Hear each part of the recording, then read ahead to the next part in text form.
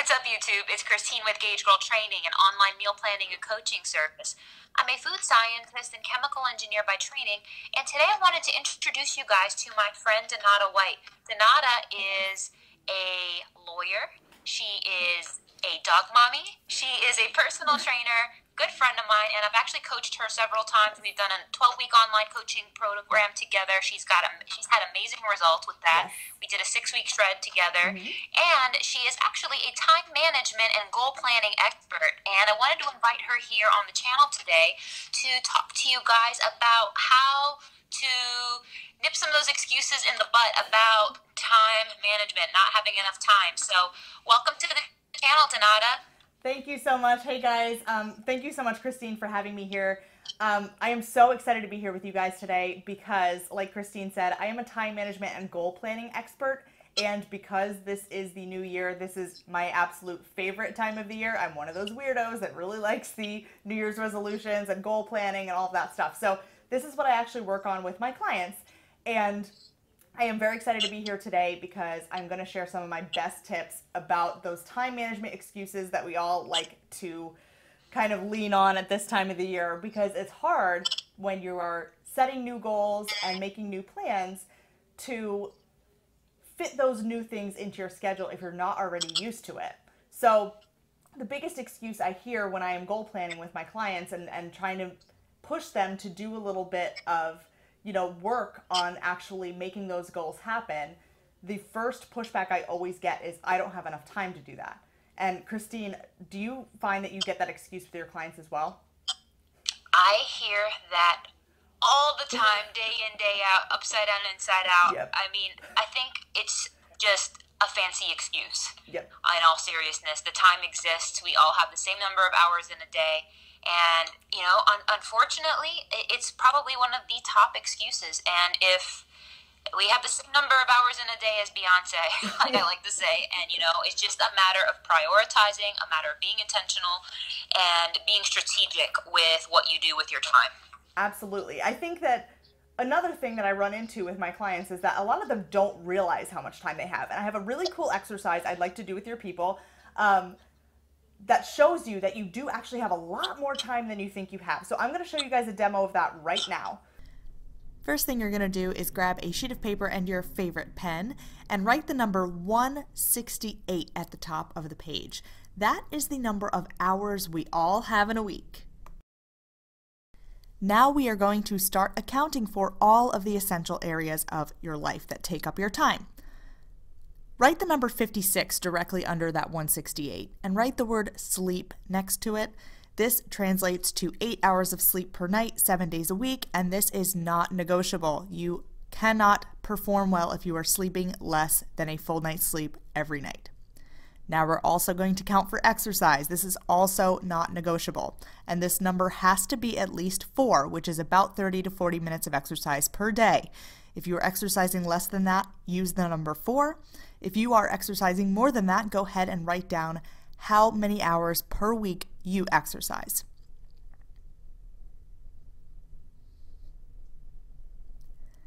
Now we're going to account for your work, your commute, your time with your children, any other essential areas of your life.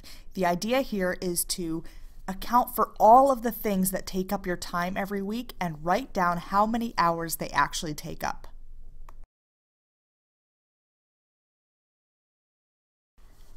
You can see here that I've accounted for getting ready in the morning, preparing and eating my meals, partaking in my hobbies and social events, doing volunteer work, attending church.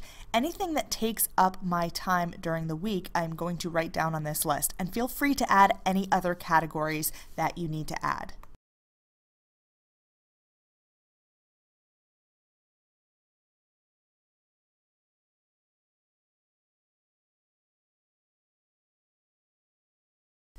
Once you have added all of the major categories of activities that take up your time throughout the week, write down how many hours each of those things takes up.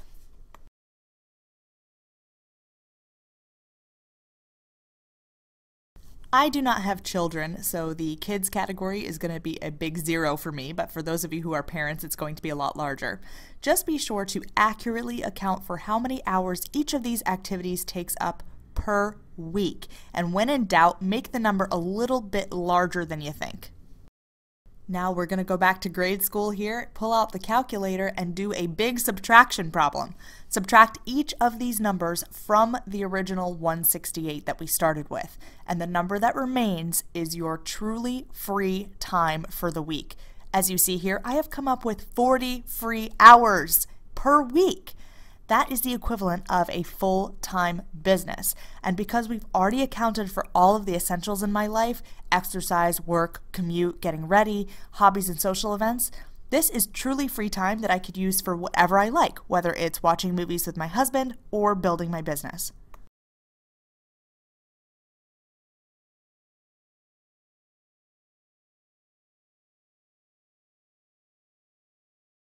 So when people do this exercise, generally what happens is they end up with a number that is much larger than they thought that they had. They'll look at the number at the end and they'll say, Donato, I don't feel like I have that much time. This exercise is saying I have 25, 30, 40 hours left in the week, and I don't know where it's going. I don't know where it's coming from. It doesn't feel like I have that much time.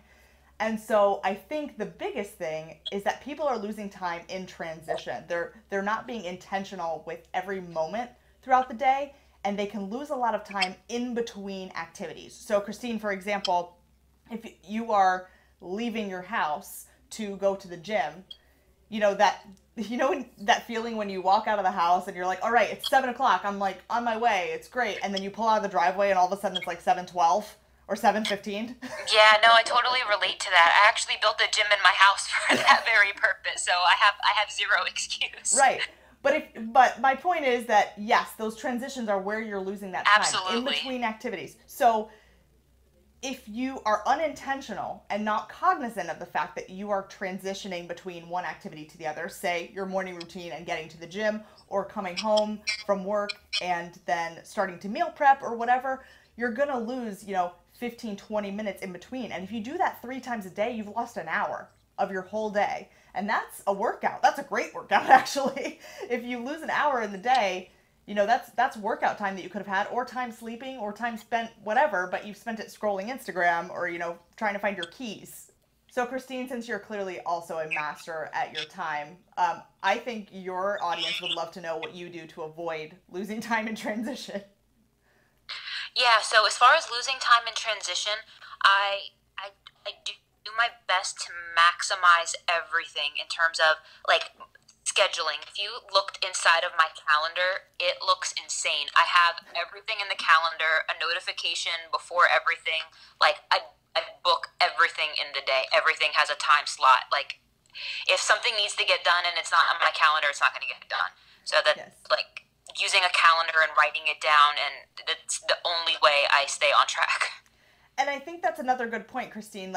You keep all of your stuff and your appointments in one spot. So you don't have sticky notes on the mirror and things in your phone and things in a paper planner and notes on the fridge and, stuff rattling around in your brain. You have everything in one spot so that you always know when you go to that calendar or, whatever app you're using, that's what's on for the day. And if it's not in there, you're not worried about it. Is that right?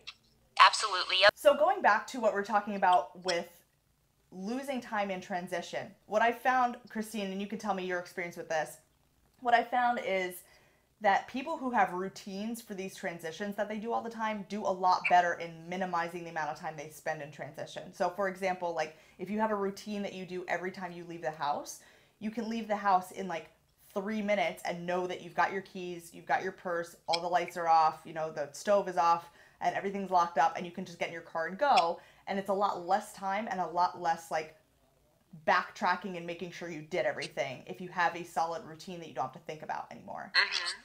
No, that's definitely true. I think that sometimes it's crazy as it sounds, sometimes when people actually have more free hours in the day, they actually get less done. Yes. I think there's something to be said for having a routine and having structure, because it just forces you to optimize what you need to get done. I always get more done when I have more to do because it has to get done. Yes. When it's something like should get done versus something has to happen, I think there's like a huge difference between that. And I think a lot of it is switching over to that this has to happen mindset. I think my biggest tip as, the time management expert here for you guys, if you are doing a plan with Gage Girl Training, or whether you have some other business related goals, personal goals, financial goals, whatever it may be, is to really set yourself up for success. Don't go about your normal life and then try to add these things in without making changes to the rest of your daily schedule or the rest of your routine, right? And once it's into your routine, you'll find that the time appears. It happens to be there. It was always there, but you didn't know how to schedule things in. Anything can be accomplished when you set the intention to do it. I think the problem is people get overwhelmed, they get scared, they're afraid to mess up. Yes. And they just don't want to intentionally claim and carve out and do the steps that it takes. Nothing is hard. It's losing weight isn't hard. Reaching your career goals isn't hard. It's just there is a process to it, and it takes intentional planning and effort and discipline. Yeah. And there are things that you can change. And I think that your exercises are really great tools for people who are really ready for change that can help manage that better. Well, thank you. I appreciate that. So just a quick recap of what we did today. We did the 168 exercise. That's my favorite exercise for showing you guys exactly how much time you do have, and I bet that it was more than you think. We talked about where your time is going and how you can get some of that back. And once you scoop that time back up, if you are working on a plan with Christine, or you have some other goals in this new year, you can easily fit that stuff in once you scoop the time back up and be very intentional about where you're spending it. So what I also wanted to do, and what Christine has graciously allowed me to do, is invite you guys to my upcoming 5-day challenge. I am running a 5-day challenge in my own Facebook group where I am teaching you some more tips and tools and techniques on how to set yourself up for success in 2018. The challenge begins on January 11th. It is a 5-day challenge. It is hosted entirely on Facebook, so you don't have to do any weird logins or anything. You're already on Facebook. I know you are. So it's hosted entirely on Facebook. I'm going to be posting videos, answering questions, doing Q&As for 5 whole days to set yourself up for success in the new year. I'm sharing my best time management and goal planning tips to set you up for success. And if you want to sign up, you can just click the link in the description box. You'll see a form. What you're going to do is you are just going to enter your information and hit the yes please button. I don't like the submit button because I think that's boring. I did a yes please. So you hit your yes please button. That's all submitted. Then you'll go to your email and you'll see your invitation to the group right there. It's very, very easy. You click to join and you'll be in the group, and it's all totally free and hosted on Facebook, super easy. And I hope to see you guys there. All right, yes. Thank you so much, Donata, for sharing your helpful tips with us. I hope you guys appreciated this, and if you guys want to see more videos with Donata, please comment below, and please follow her on YouTube. She's got a lot of great content about being organized, time management, and goal setting. So take care, guys, and see you in the next one. Thank you guys so much.